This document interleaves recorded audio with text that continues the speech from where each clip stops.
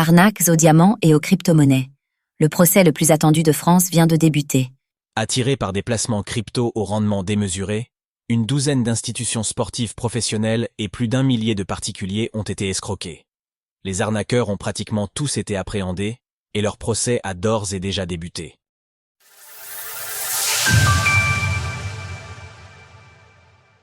Une douzaine de clubs de foot et plus d'1 millier de particuliers victimes d'une arnaque crypto de grande ampleur. Ce lundi, à Nancy, s'ouvre l'un des procès les plus attendus de l'année 2024, celui de l'affaire Carton Rouge. 22 personnes sont accusées d'avoir dérobé plus de 28 millions d'euros à près de 1300 particuliers de tout âge et de tout milieu social, ainsi qu'à une douzaine d'organisations. Parmi les victimes, plusieurs clubs de football professionnels comme le FC Sochaux-Montbéliard, évoluant en National, 3 et Division, mais aussi le Toulouse FC et le SCO d'Angers évoluant en Ligue 1. Comment ces sociétés anonymes sportives professionnelles, généralement averties en matière d'escroquerie, ont pu se faire avoir? Tout commence au milieu des années 2010. Des escrocs basés en Israël et à Marseille ont l'idée de monter un réseau afin de soutirer des sommes conséquentes à des particuliers et à des organisations sportives. Pour y parvenir, ces arnaqueurs conçoivent des sites Internet crédibles où ils mettent en avant d'excellents placements concernant l'industrie des diamants et celle des crypto-monnaies. Ils y promettent des rendements exceptionnels et n'hésitent pas à promouvoir leur site sur les réseaux sociaux. CES Investissement attire les premières victimes qui sont ensuite contactées par téléphone. Une fois convaincus, ces personnes plaçaient plusieurs milliers d'euros sur une crypto-monnaie inexistante ou dans de faux diamants de très haute qualité entreposés dans un lieu sécurisé. En réalité, cet argent finissait dans les poches des escrocs. Ces derniers n'hésitaient pas à rappeler leurs victimes pour leur soutirer encore plus d'argent, jouant sur le fait qu'ils étaient leurs meilleurs clients.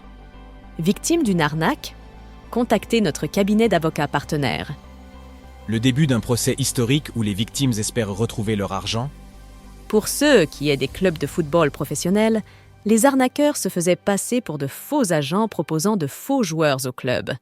La ruse résidait dans le fait de ne pas leur proposer de joueurs au final, mais bien les placements financiers inexistants. Certains d'entre eux ont même essayé de détourner le salaire de footballeurs professionnels en se faisant passer pour un assistant des agents de joueurs en question et en envoyant de faux RIB au club concerné. En tout, les escrocs ont utilisé 200 comptes bancaires repartis dans 19 pays afin de transférer les sommes dérobées pendant plusieurs années. Sur les 28 millions d'euros volés, seuls 2,8 millions d'euros ont pour l'instant été saisis par la justice française. Comme l'explique Karine Laprevotte, avocate de la défense, les victimes ont pour souhait de retrouver l'argent qu'ils ont perdu. La phrase la plus marquante pour moi dans la plainte, c'est « J'espère juste qu'ils vont me rendre mes sous ». Pour eux, l'aspect primordial, c'est effectivement de retrouver leur mise. Précise-t-elle. Toutefois, il semblerait qu'il y ait peu de chances que les victimes puissent récupérer leurs fonds. En effet, les prévenus ont déjà déclaré aux forces de l'ordre qu'ils n'avaient plus les fonds dérobés. Par ailleurs, il n'existe aucun fonds de garantie permettant le remboursement des personnes et organismes lésés. Le procès durera 1 mois au sein du Palais des Congrès de Nancy, assez grand pour réunir toutes les victimes, les accusés, ainsi que les femmes et hommes de loi. C'est à la fin du mois de novembre que l'affaire Carton Rouge connaîtra son dénouement.